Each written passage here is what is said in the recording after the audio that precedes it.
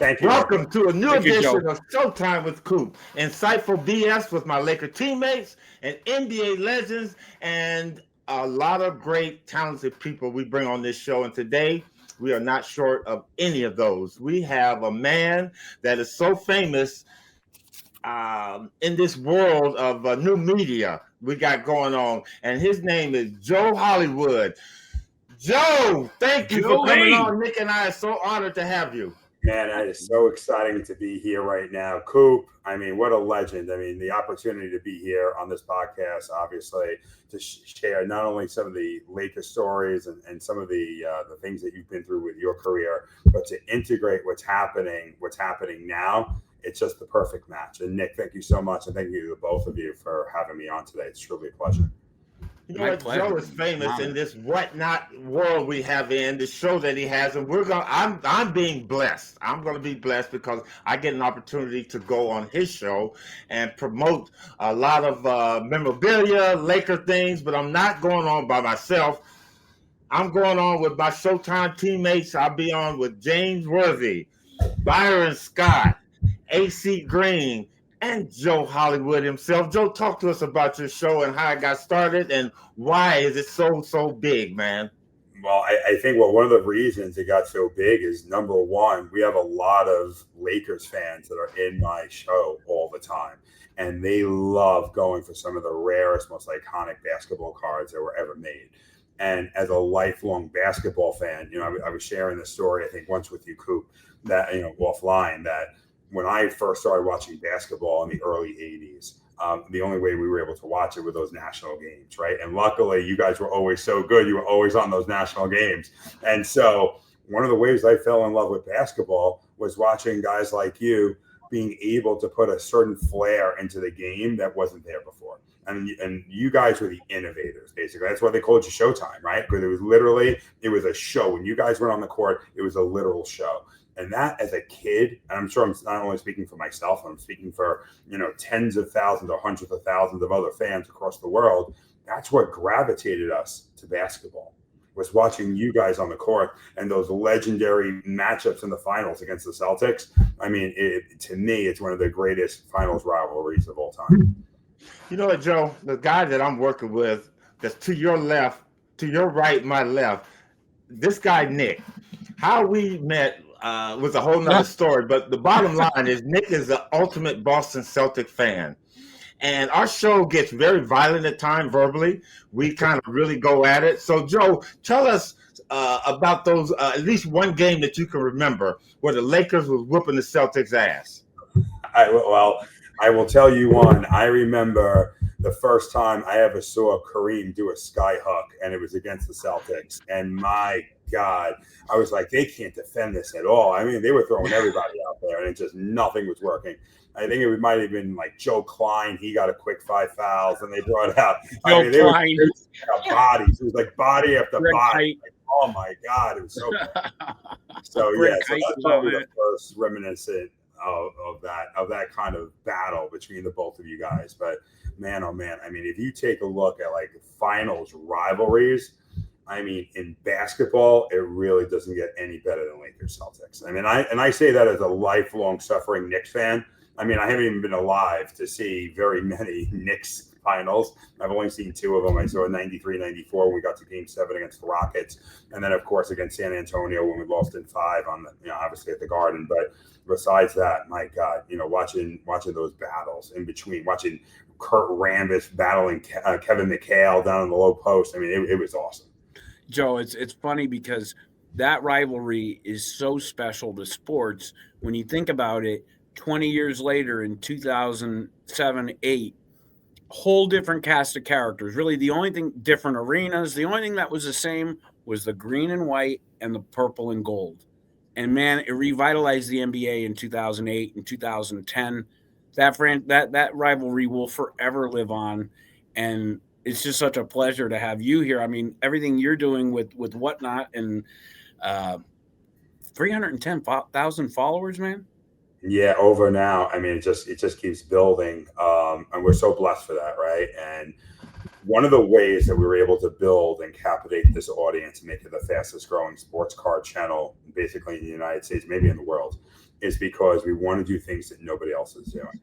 And now being introduced to Coop, being introduced to you, Nick, obviously the relationship I was able to build with Byron, and moving that into such a great area where we're going to be able to have the Showtime Lakers for the first time ever live, doing a live signing. And by the way, let's not forget, it's all about this man, right? Oh, baby!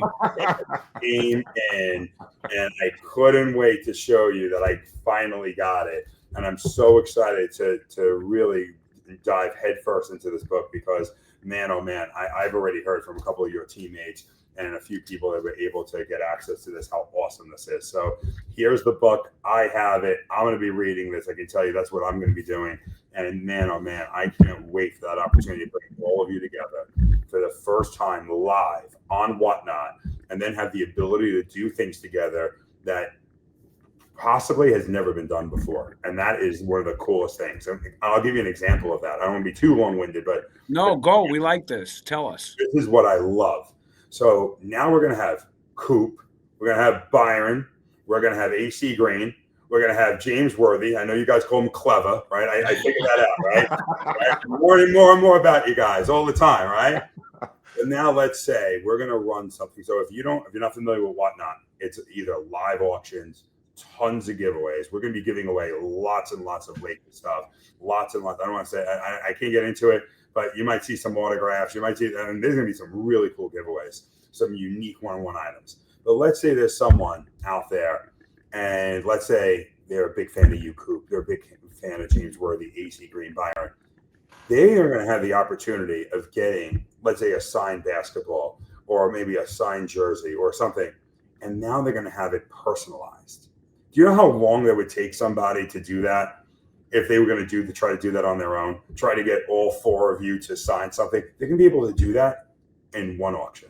And they might have a unique item and they'll be able to personalize it. So maybe there's a lifelong fan for the holidays, right? Maybe their dad or maybe their brother was a huge Lakers fan. They're going to be able to get those unique one-of-a-kind items on this show. And I think that's going to be so important. Joe, is it going to be signing and bullshitting together? Like, are you going to explain to the viewers, how the Whatnot app works? And if they're not present, obviously we want as many people in the area to go as possible, but if they're not present, how they could view what is really a one in a lifetime. I mean, Byron Scott, AC Green, Worthy, and Cooper, you got the big four there. I mean, if you can't, you're not going to get those four together again very often on tape. So How can the viewers watch that aren't there? And can they participate in some of the buying or whatever, collecting via the app? Explain how that works. Well, that's the best part. Everybody will participate. And Nick, you really brought it up. It's not, I know you say, we're just going to be bullshitting. Well, hopefully there's going to be a little bit of bullshit going on because I think that's important, right? Because I think I think people really want to know some of the things live. They want to know about that interaction that they don't get a chance to see on a daily basis. I think that's really important. And this is a very unique way for our audience to connect directly with the Showtime Lakers. And they've never been able to do that before. So there'll be a live chat going on. We will have the ability to co-host a few people as well and bring them on, and they'll be able to say hello as well. And they'll have a unique one-on-one interaction. But we'll have thousands of people that will be in the room. They'll be watching. And what we've decided to do is that we're on the Whatnot app. You're going to be able to bid on live auctions while we're either bullshitting, telling a story, taking requests, and they're going to have a chance to be able to win and buy very unique items. Well, while that's happening, they're going to be able to win free items as well. And not just items. You might be able to win an experience. You might be able to win something that's incredibly unique that you didn't know existed before. And we're going to be able to also do flash sales, which means, let's say we wanted to sell something that's very, very unique we've never been able to release before. We're going to be able to reward the community that's watching that also. Now, I'm going to tell them how to get on because I think that's for a second. So the Whatnot app, if you go to iTunes, you go to the iPhone store, and you're able to pull up Whatnot, and it'll be there. It's on the Google. I'm doing it now, Joe. You'll be able to pull it up on the App Store. So just go to the App Store.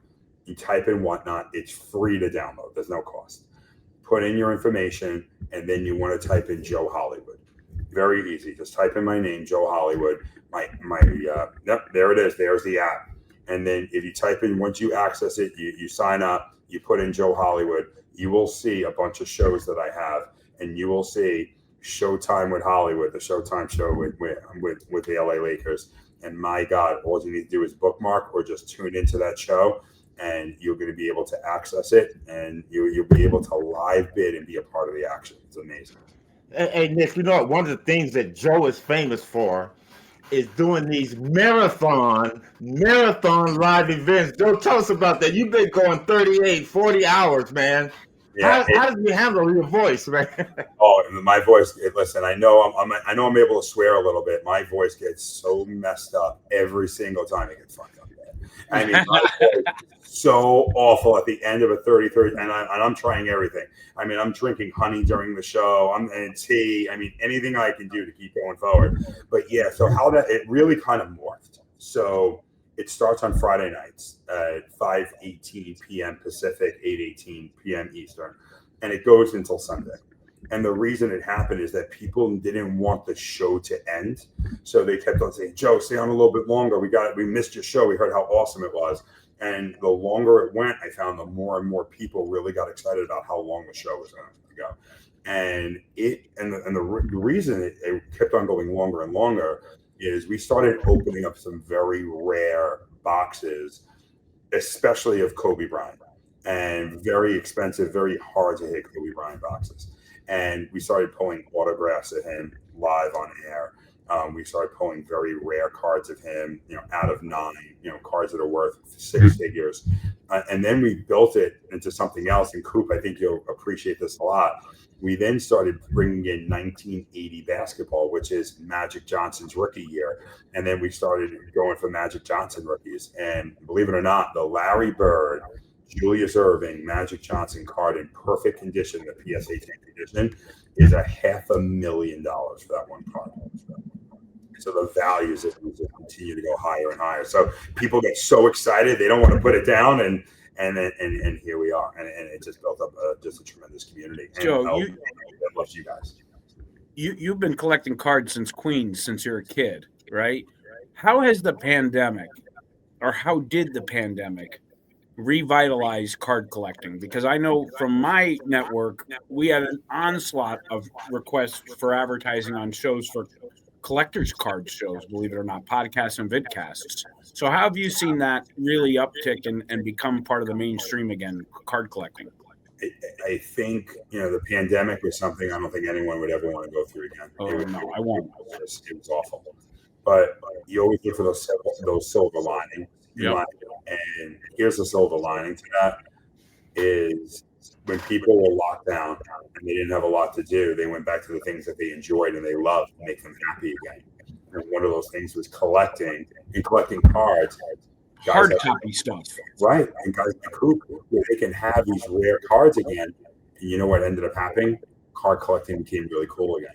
Mm-hmm. And people started looking at collecting in a different light. They didn't look at it from, going to one of those smoky card stores with dim lighting and which had their greatness too. They had their nostalgia too. They had their greatness.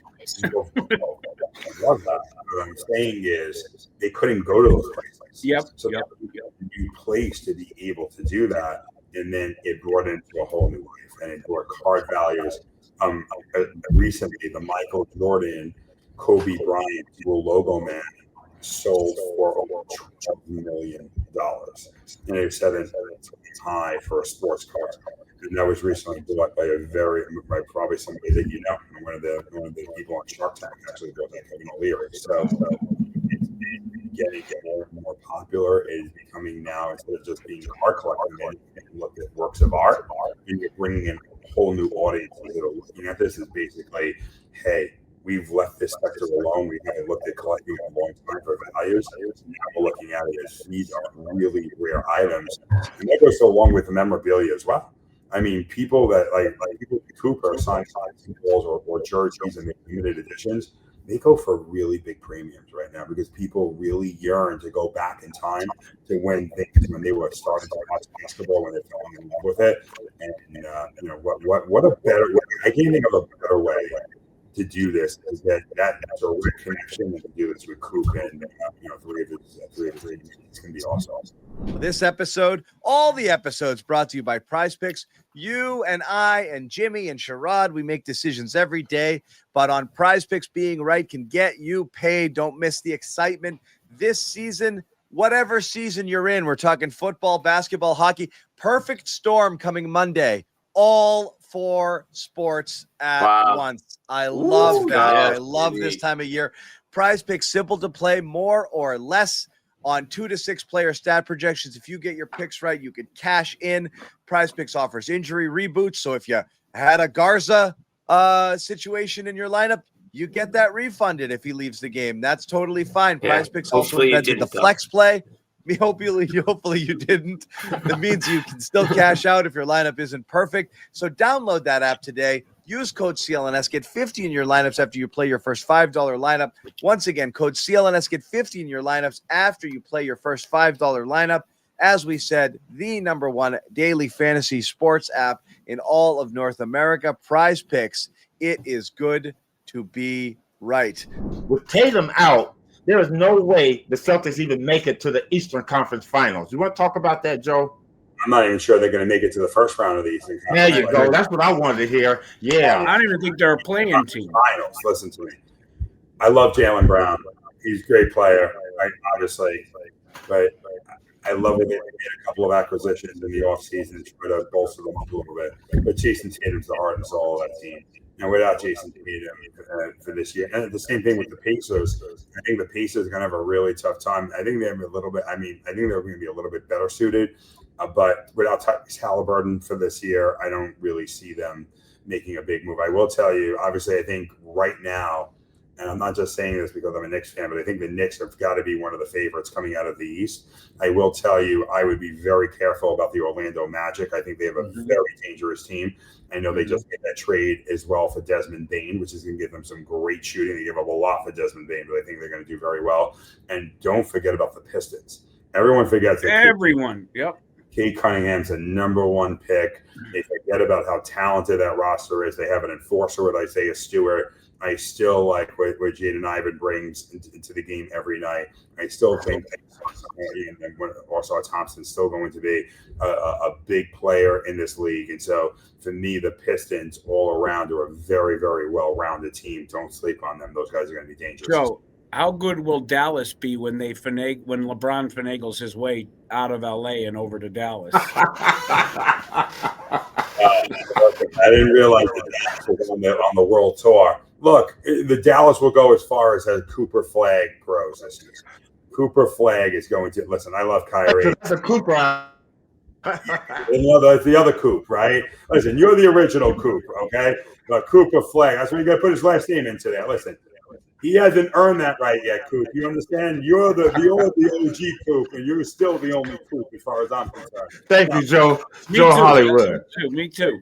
Coop, how excited? I love a lot of love for my guy Coop. And so what I'm saying is, the Mavericks, they coach very well.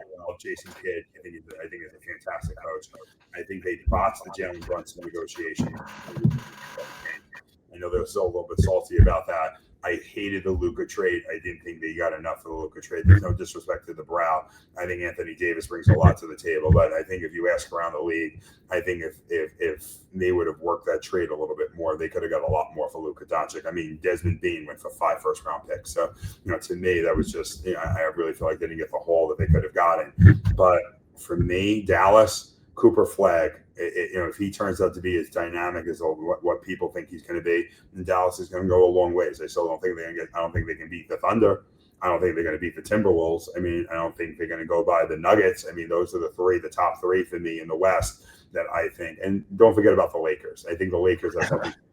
I think that Luka is back in shape. I think that's going to go a long way. That is a fact. That is a fact. And he's working very hard on it. I also was taking a look at your bench.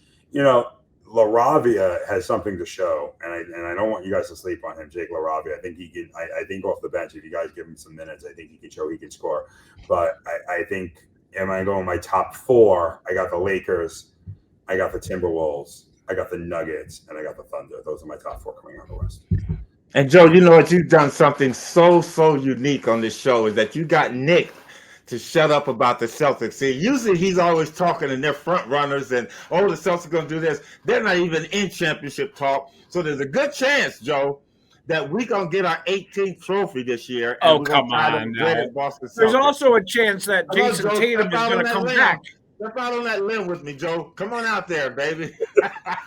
I'll tell you this. Here's one thing I will. And Nick, this is not.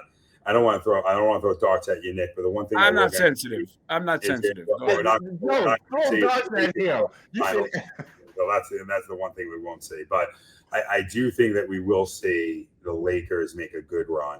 It all depends. Again, is LeBron going to be able to? I know he's out for the first game with a sciatica, but I saw the Nick mystery injury. Nick, tell me. All right, you can't just roll your eyes like that and not say anything. I just, these injuries come out of nowhere, and I just feel like I'm very cynical about LeBron. I'm very I defend the Lakers because I feel like you mentioned Detroit, you mentioned New York, Boston, LA. The league is at its height when those 4 teams and Philadelphia, 5 teams are really competing. I feel like LeBron has tarnished the Lakers' legacy a bit. And this is all about him, He's obviously injured now or whatever. He was injured, but dancing a week later on social media. I just don't trust him. And honestly, Lakers fans get annoyed with me, but it's really in defense of the Lakers. Like, that's really why. If he was off in Miami or Cleveland, I'd say just play till you're 50. I don't care. But every year the Lakers are not contending for titles is another year the NBA is without one of their premier franchises at the top. And I put that at his blame. I put him at blame for that. Coop here has been that he's had a big of haterade today. I will say this, though. Coop we do season predictions every year, and this year we decided not to do it because every single year he says the Lakers are going to win the title. Every year. And he was right 1 in the last 6 years. That was 2020. But respectfully, Nick, that was with LeBron James. It was, but it was also the asterisk. It was the asterisk championship. Let's not forget that. I'll take the asterisk championship at this point. Okay, I'll take any kind of championship at this point. So yeah, I agree. And I was really in a place where I was really getting to really respect, and I could still respect his talent and he's charitable. I just don't like what he's done to franchises around the league for 22 years or whatever. I just don't think it's not my style. But let's take this back to a better moment here. At the event on October 28th at 7 p.m., Coop, will you be signing books? We're going to be doing it all. Yes. We're going to be doing everything. With Joe Hollywood and Showtime in the house together, no telling what's going to happen. I'm bringing some of my personal memorabilia that I want to kind of like cherish the fans with, because that's going to be a big night for them to come out and watch it. Yeah, we've got a lot of stuff going on. And you know what? This is the other thing about Joe. And Joe, I want you to talk about this. You know what? Yes, there's money being made, but also Joe does a great job. He's philanthropic. We're going to do some charity things to give some of this money back to the fans. Yeah, and that's a really big that's a big thing for me, is we're always looking at giving things back. So, for example, after today, I'm actually in a few hours, I'm actually jumping on a flight, and I'm getting ready to do a show tomorrow. 100% of the proceeds are going to the Boston Children's Hospital, and we're going to be raising money. We're actually going to do it on opening night at the Card Vault at TD Garden. And so we have a representative. Will you be there?